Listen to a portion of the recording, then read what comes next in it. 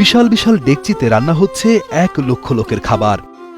বছরের 365 দিনই এখানে 20 টন চাল এবং 10 টন ডাল রান্না করা হয়। প্রতিদিনই তৈরি হয় 1 লক্ষেরও বেশি রুটি।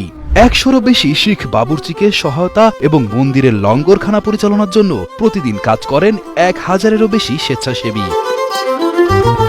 ভারতের দিল্লিতে অবস্থিত গুরুদুয়ারা বাংলা সাহিব মন্দির ভারতের বিখ্যাত মন্দিরগুলোর মধ্যে একটি এবং বিশ্বের অনেক পর্যটক এই মন্দির দেখতে ছুটে আসেন বিশ্বের অনেক দেশ থেকে।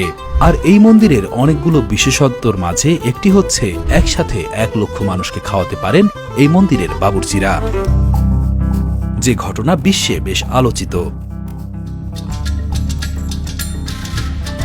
1664 সালে রাজা জয় সিং দিল্লি সফরের সময় এই মন্দির প্রতিষ্ঠা করেন।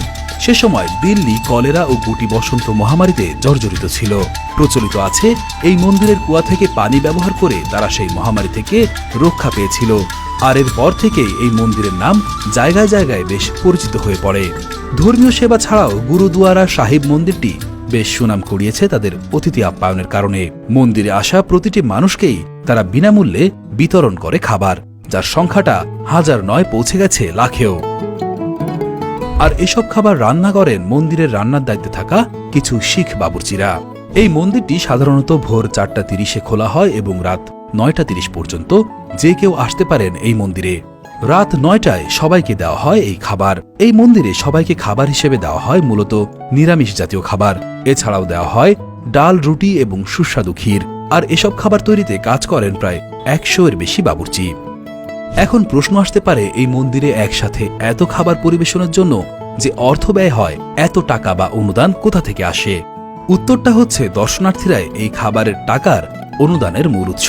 কারণ অনেকেই আছে যারা মন্দির পরিদর্শনে এসে মন্দিরের দান বাক্সে টাকা রেখে যান। আর এই মন্দিরে যেহেতু প্রতিদিন লাখো মানুষের আনাগোনা, সেহেতু কম বেশি সবাই এতে ছোট ছোট অনুদান দিয়ে যান, যাতে করে সেই অনুদানে প্রতিদিন এত মানুষ খাওয়ানো হয়। আর আজ অবধি কখনো এই মন্দিরে খাবার রান্না বা পরিবেশনে অর্থ নিয়ে কখনো সমস্যার সম্মুখীন হয়নি মন্দিরটি। এছাড়াও অনেক শিখ ধর্মাবলম্বীরা তাদের আয়ের 10% এই মন্দিরে খাবারের জন্য অনুদান হিসেবে দান করে থাকেন। স্বাস্থ্যসেবাতেও এই মন্দিরের আছে বেশ সুনাম। 2021 সালের মার্চ মাসে গুরুদুয়ারা দরিদ্রদের জন্য স্বাস্থ্যসেবা প্রদানের লক্ষ্যে সবচেয়ে সস্তা ডায়াগনস্টিক সেন্টারের উদ্বোধন করেছিল। রোগীরা মাত্র 50 রুপির মাধ্যমে সেখানে MRI স্ক্যান করতে পেরেছিল। সাধারণ মানুষ ছাড়াও অনেক বলিউড সেলিব্রিটিদেরকেও দেখা যায় প্রার্থনার জন্য এই মন্দিরে আসতে। যেমন গত বছর বলিউডে সারা আলী খান ও ভিকি কৌশল এই মন্দিরে প্রার্থনা করতে এসে সেটা ছবি তাদের সামাজিক যোগাযোগ মাধ্যমে পোস্ট করেন।